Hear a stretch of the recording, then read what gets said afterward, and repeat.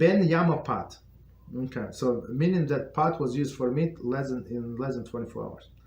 According to Ashkenazic tradition, one may not eat daily with parve food that one after another. There is no problem. So just to keep it clear, right? So we're talking about together. According to Ashkenazic tradition, one may not eat daily with a parve food that was cooked in a Ben-yomo meat pot. Period. That's it. So if you are Ashkenazi and you cook this, of course we're going to speak about exceptions, right? There are exceptions, but if you cook this spaghetti in a meat pot, so you cannot eat it with cheese. Okay, this is true even if the pot was thoroughly washed beforehand. So I mean, who would cook this spaghetti in a dirty pot? But just in case they still warn us, it was clean. Continue. Nevertheless, one may put food cooked in a meat pot on a daily dish while hot.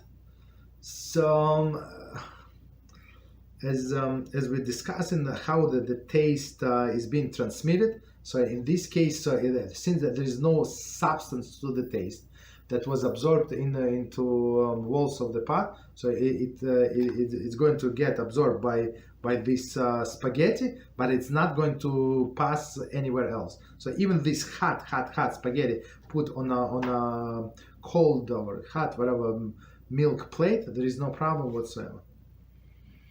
Okay. According to Sephardic tradition, one may eat daily with a parve food and certainly put it on daily dish while hot. So Sephardic tradition, as we said, it's more lenient, and they say there is no problem even if this pot is not Ben-yomo. Again, if it's Ben-yomo, if it's more than 24 hours, nobody argues. The only difference in the tradition only when a pot is less than 24 hours. Okay, so Sephardic tradition, it's clear they can eat the parve food and certainly put it on a daily dish. Okay, while hot, no problem. This issue is Barnat was discussed in chapter 3. So Barnat, it's infusion of the taste from one substance to another and then to another. So in this case, it's not relevant according to Sephardic tradition. Continue. Next scenario. Non-Ben-yomo pot.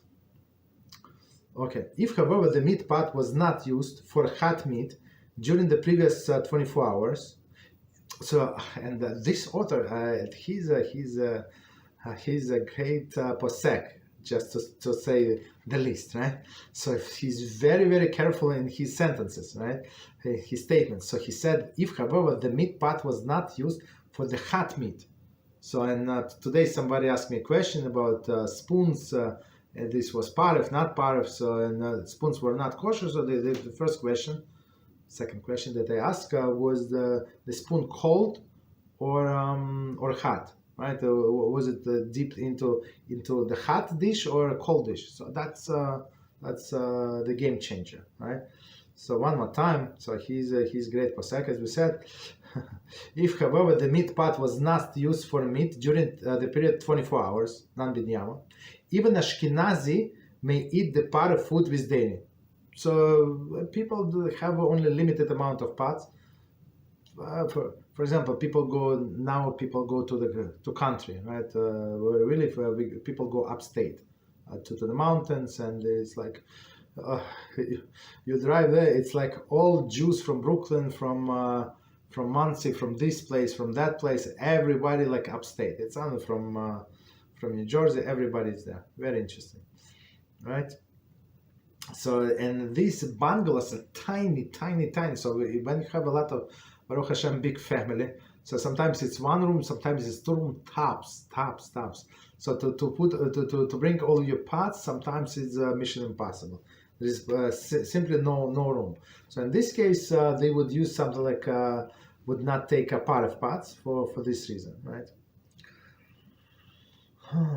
Okay, so even if this pot was not used for hot meat, right, for more than 24 hours, So even for Ashkenazi, for Sephardim, needless to say, so they can use this spaghetti, eat this spaghetti with cheese, no problem. Continue. Nevertheless, according to Ashkenazic tradition, unless no suitable paref or dairy pot is available, one should not initially cook paref food, even in non-Ben-yomo meat pot, if he plans to eat the food with dairy. Let's read the... No, there is no commentary, sorry. So Ashkenazic tradition, as we said, it's much stricter. So they say, okay, even though it is permissible, don't do it. Don't do it. And in what sense? So they say use only paref pot for these purposes. Don't rely on these 24 hours. Maybe it was less than 24 hours. Maybe, right? How do you know? Maybe it was less than 24 hours. Maybe you're not going to wait full 24 hours because you're in a rush. So they say if there is a paref pot available, so don't use that, right? So you cannot plan, and according to Ashkenazi tradition, so you cannot plan in advance to do that, because according to some poskim, it would be forbidden. So if you plan to use this non-Ben-yomo pot like for 24 hours, and you plan it to cook something like this spaghetti, to eat it with cheese, so according to some authorities, still it would be forbidden. If you did not plan, if you just cooked like after, you cooked in general the spaghetti, so after the fact somebody said, oh, let's eat with cheese, you say, oh yeah, that's a good idea, let's eat with cheese. Okay, so that's after the fact, there is no problem, right? So there is a difference of the opinions. So it's proper, as we said, to eat it, to cook it in a paref, but after the fact, he can eat it, she can eat it. Okay, continue. So actually, let me read this sentence one more time, so we like the whole sentence. Nevertheless, according to Ashkenazic tradition, unless no suitable paref or dairy pot is available. So dairy pot meaning if you're planning to eat this spaghetti with cheese, so cook it in a dairy pot, right? So why should you cook it in a meat pot? That's another. It's good that we read. We picked up one more point. One should not initially cook the paref food, even in non-Ben-yomo utensil, meaning that was not used for more than 24 hours, not Ben-yomo meat pot, if he plans to eat it with dairy. So initially, so don't plan it, but after the fact, as we said, you can eat it. Next scenario, sharp foods cooked in a meat pot. That's, as we said, this garlic, right, radish, onions, and other things, so they consider to be sharp foods, right? And we're speaking about, was it chapter 3, I think, right? The nut bar nut, how the taste travels. Okay, so one more time, sharp foods cooked in a meat pot. We noted earlier that the sharp foods leave the ability to revive the stale taste. So, right, so very interesting.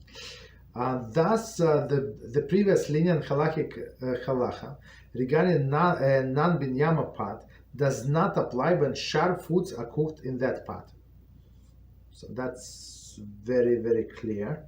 So let me read one more time, just to make sure that we understand. So sharp food, as we said, they absorb the taste, and they preserve the taste. And we discussed earlier the issue with a knife. So if you cut these onions with a knife, and then the meat, so it becomes meat knife. So continue. So one more time. We noted so even meat knife, even if it was cold, right? Sharp foods cooked in a meat pot. We noted earlier that the sharp foods have the ability to revive the stale taste. Clear. Thus, the previous lenient halacha regarding non-Ben-yomo pot, so more than 24 hours, does not apply when the sharp foods are cooked in that pot. Okay, that's the thing. Continue. So section number 3C, right? So it says, foods foods cut with a meat knife. Very interesting. The halacha regarding food cut with a meat knife are complex. The rules vary dependent upon whether the food is hot or cold, as usual, and whether or not the knife is used to cut sharp foods. This is discussed in chapter 8. Okay, so we're in chapter 5, chapter 8, we're going to discuss knife and how to kosher knife. It's not so simple. It's, as we said before, it's different from other koshering.